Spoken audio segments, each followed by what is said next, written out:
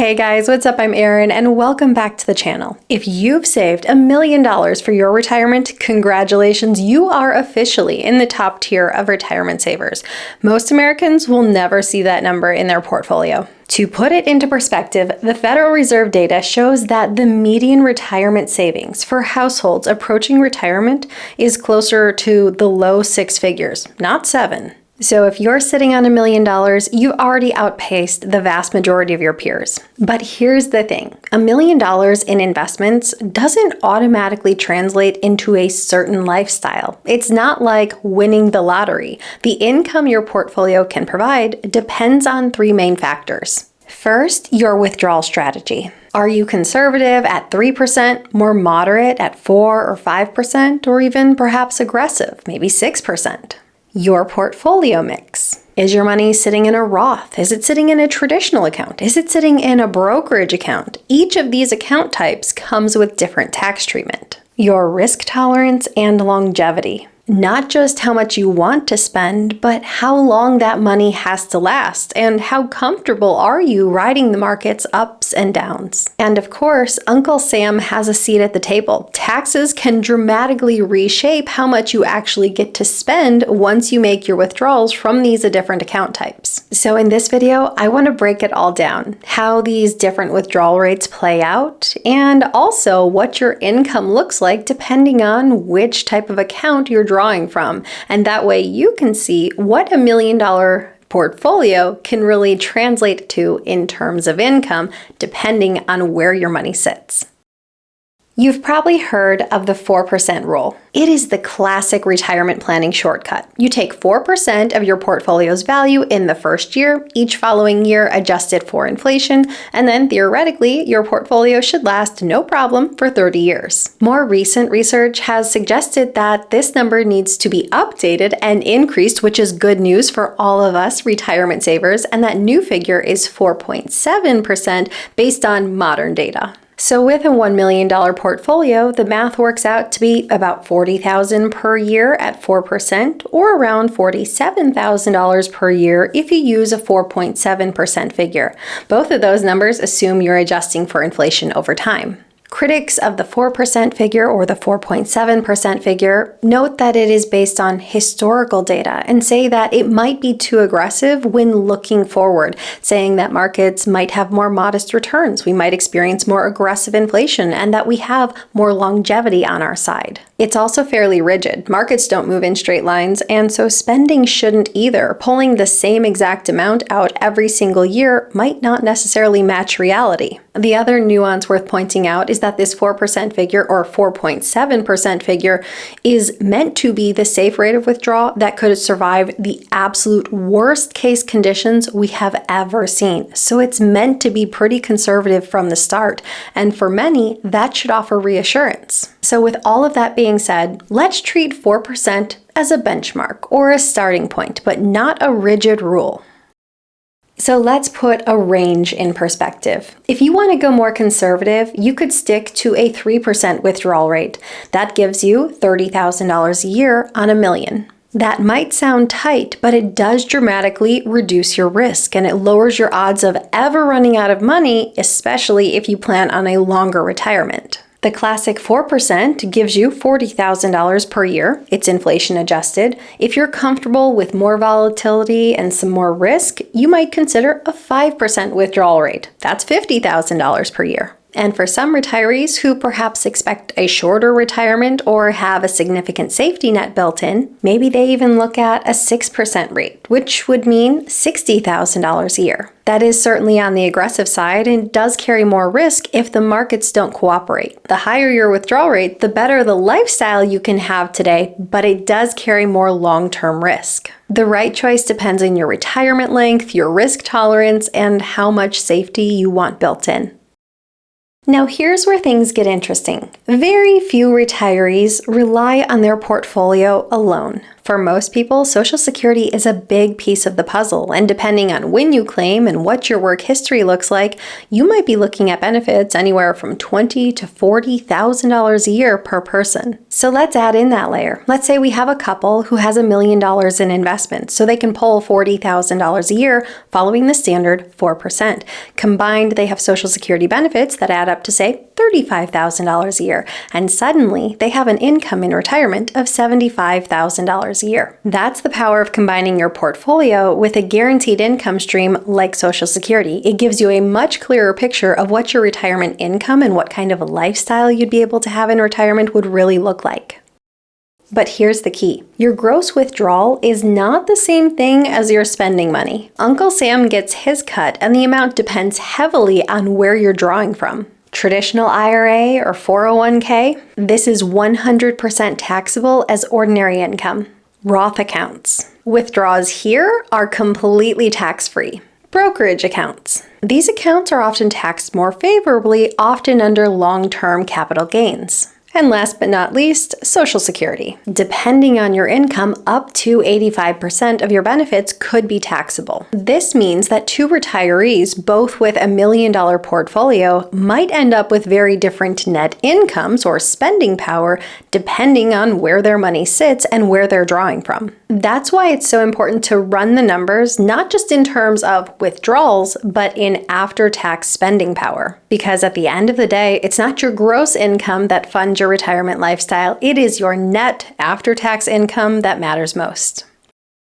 Let's start with the simplest and honestly the cleanest scenario. You've got your full $1 million sitting in a Roth IRA. We will also assume that this retiree is 64 and receives $2,000 per month or $24,000 per year in Social Security benefits. Here's the beauty of the Roth. Everything you take out comes out completely tax-free. There's no income tax, there's no long-term capital gains tax, and your withdrawals do not affect how much of your Social Security is subject to taxation. So the dollars you see in your portfolio are exactly the dollars that land in your pocket when you make your draws. Take a look at this. Even at a conservative 3% withdrawal rate, you're living on $54,000 a year, all tax-free. With a more classic 4% rule, you're living on $64,000 per year. And if you wanted to be more aggressive, going for 5 or a 6% rate of withdrawal, you'd be looking at $74,000 to $84,000 per year with 0 federal taxes owed. That is a huge advantage with Roth accounts. What you see is what you get. Every dollar saved is a dollar you get to spend. And in this situation, with these numbers, there are no taxes on the Social Security benefits.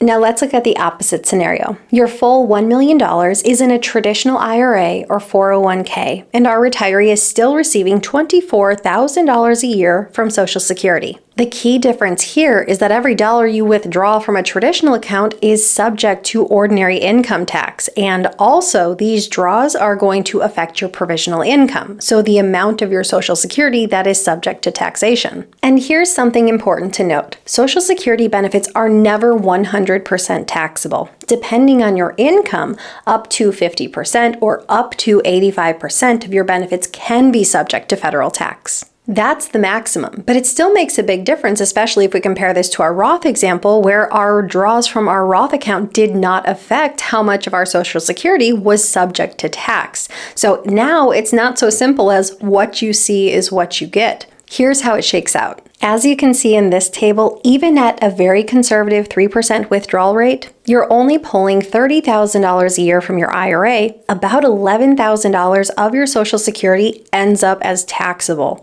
Now, as the withdrawals climb, the taxable portion grows. At a 6% withdrawal rate, you're taking $60,000 a year from your IRA, and more than $20,000 of your Social Security becomes taxable. Remember, Social Security benefits are never fully taxed. The most that can ever be included is 85% of your benefit. But in this case, you're at that threshold. And when you look at the net income after federal taxes, the range is pretty significant.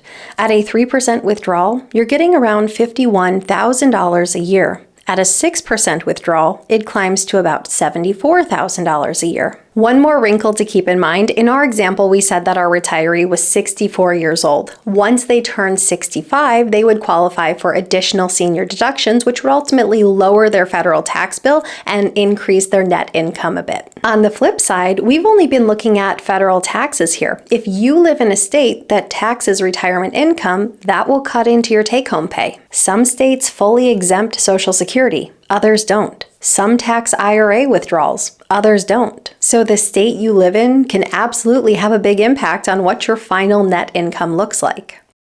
Now let's look at a different picture. All $1 million invested in a regular brokerage account. This one works a little differently. Instead of ordinary income tax rates, most of your withdrawals would be subject to long-term capital gains rates, and these rates are more favorable. That means your tax bill is usually a little bit lighter compared to what we found with the traditional IRA or the traditional 401k, but importantly to still note, your Social Security can still be impacted from a tax perspective as your provisional income climbs. At a 3% withdrawal rate, our retiree is pulling out $30,000 a year and adding in $24,000 of Social Security. They end up with an income of $54,000, completely tax-free at the federal level.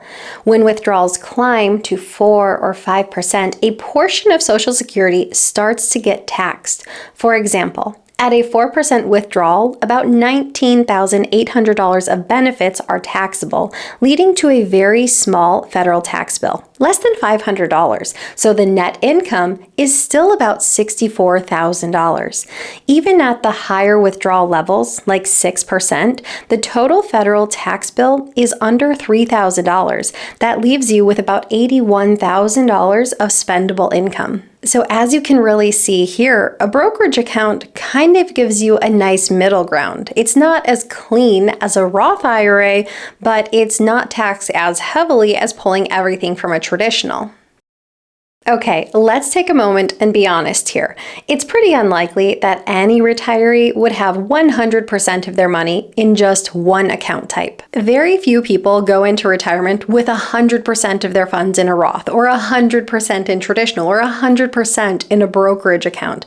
Instead, most people go into retirement with a variety of different account types. And here's another thing to keep in mind. Just because you're in a Roth account, that doesn't mean you're completely tax-free. You've already paid taxes, you just did it during your working years, so you get to make your draws tax-free in retirement. With a traditional account, it's the opposite end of the story. You didn't pay taxes during your working years, so once you retire, it's time to pay the piper. And with a brokerage account, you may receive more favorable treatment with long-term capital gains rates, but remember, you paid taxes along the way, anytime you received dividends or had a realized capital gain. The point is, none of these account types let you completely escape taxes. But what we're really looking at in this video is how your tax picture shifts when you make your draws in retirement and how that affects your net income.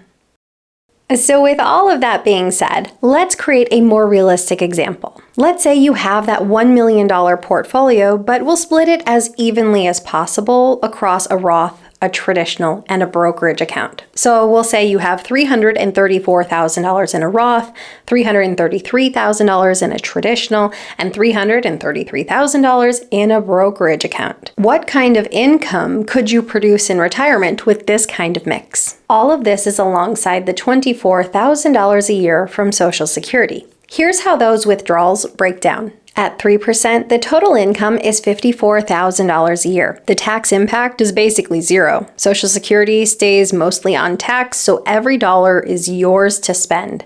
At 4%, withdrawals climb to $64,000 gross, but about $8,400 of Social Security becomes taxable. That creates a small tax bill of around $600, leaving you with just under $63,400 net.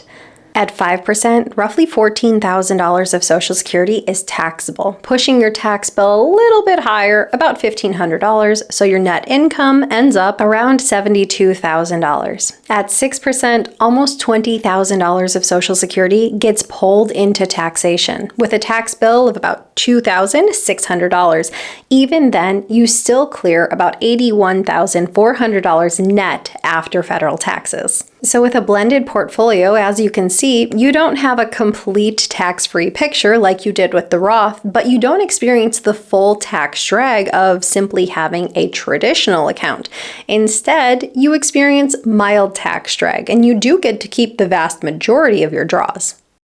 Now that we've looked at each scenario individually, let's put them side by side. Let's do a table that looks at your net income after taxes based on your withdrawal rates and based on how your portfolio is built. Is it just in a Roth, just in a traditional, just in a brokerage, or a blend of all types? With a Roth, what you see is what you get. Every dollar is spendable, so the Roth column is always the highest. With a traditional IRA, taxes hit twice, on your withdrawals and on your Social Security. That's why the traditional column comes in lowest across the board. The brokerage account lands in the middle, thanks to favorable long-term capital gains rates. The tax hit is smaller, so net income stays pretty close to the Roth scenario at higher withdrawal levels. And the blended portfolio, a mix of Roth, traditional, and brokerage, also sits in the middle, smoothing out the extremes and leaving you with very comparable net incomes to the brokerage-only case. So if you look at the 6% withdrawal line, a Roth gets you about $84,000 net. Traditional drops to about $74,000. Brokerage comes in around $81,000, and blended lands just about the same at $81,400. The takeaway here is simple. Taxes matter, and $1 million portfolio can feel very different in retirement depending on where this money's invested and where it's withdrawn from. Up until now, we've been talking about withdrawal rates and account types, but there is another huge factor in how much income your portfolio can reliably produce, and that is asset allocation. Think about it this way. A portfolio that's 100% bonds is safer and less volatile, but realistically, that might only sustain a $20,000 or $30,000 income in retirement. A more balanced 60-40 stock bond mix often supports something closer to, say, $35,000 to $45,000 per year. And if you go with a heavier stock tilt, you increase your growth potential and your long-term withdrawal power, but you also take on more risk along the way. You can visualize this almost like a sliding scale. The safer you want to be, the lower your income potential. The more aggressive you want to be, the more growth you want to capture, the more volatile the ride will be. And at the end of the day, this isn't just about numbers on a page. It's about what those numbers mean for your lifestyle. If you're living on, say, about $50,000 a year, depending on where you live, that could support a modest lifestyle, especially if you go into retirement with a completely paid off home and carrying no other debt types. With $60,000 to $70,000 a year, you've got more flexibility. Things like travel, hobbies, and helping family members at this income level becomes much more doable. And if you want to live on $80,000 a year or more, with a portfolio that looks like this, you're likely going to need a much more aggressive withdrawal strategy or additional income sources, or both. That is why retirement planning is so personal. It's not just about hitting a set number. It's about making sure that you get to live the lifestyle you want. So here's the big takeaway. $1 million investment portfolio is a really strong foundation. But the income you'll actually see in retirement depends on a lot of moving parts. Your withdrawal rate, your Social Security, your tax picture, your portfolio allocation, and of course, your spending needs. So that's why I always say you shouldn't just aim for $1 million because it's a nice, simple, clean, round number. You need to run the numbers on your situation so you build a retirement paycheck that works for your lifestyle. What are your thoughts? Leave them in a comment down below. I post new videos every single week. If you got anything at all out of this one, please give it a like. If you're new here, please consider subscribing, or if you know of someone who might get something out of this type of content, please consider sharing. I'll see you soon. Bye. Different withdrawal rates. After and I didn't. Nope. us soon to be, I'm sorry, I am not a soon to be retiree, mainly because I love what I do, but I still have like, how long? At least 20 years, right? Then I'll be 60 and then we'll kind of gauge from there. I don't think 20 years is soon though. I just talk about it a lot. Hey, Peanut Buttercup. Peanut.